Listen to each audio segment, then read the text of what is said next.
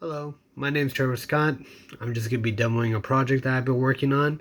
This will be using a PWM, and I will have it at the system bus initially at 50 megahertz. I'm going to lower down the clock from the PWM output to 1 kilohertz. I also have duty cycles and intervals of 0, 30, 60, 80, and 98 as far as the power and such. And yeah, so it should be going forwards, backwards, and it should be adjusting its speed by switch 1, I believe, and switch 2 will have it go forward or backwards. And I also have a logic analyzer that's going to be sampling everything, so that way I can show proof. So let's start this thing. I'm going to click reset, and then also this is the L298 L298N DC motor driver.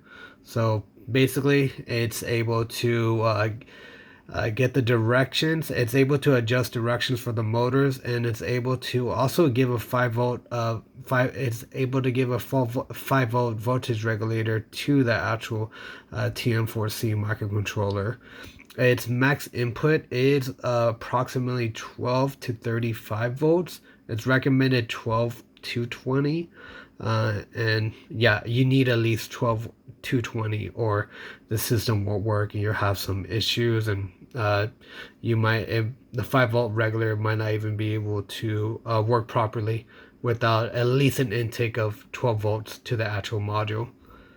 And yeah, so like I was mentioning, let's get this started. So let's get this to go.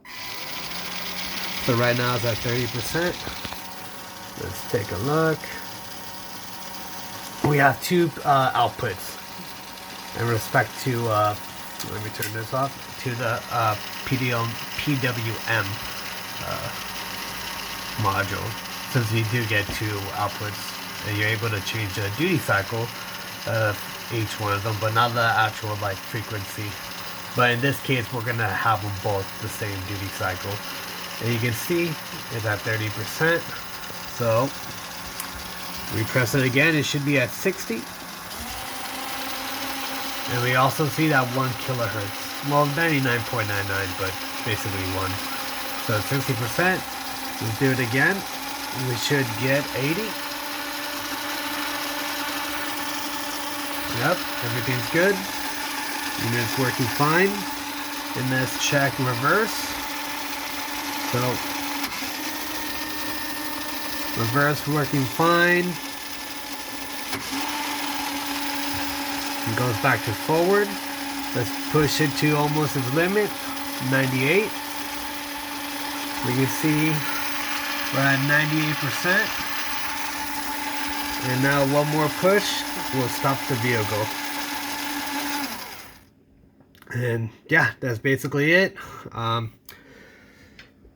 For the robot car, robot car that has a motor control, we're able to adjust it forward, backwards, adjust the duty cycle in respect to the 1 kilohertz frequency.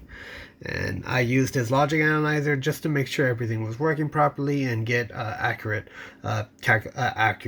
numbers for the output of the PWM. And yeah, that's pretty much it. Thank you for watching, and have a good day. Bye.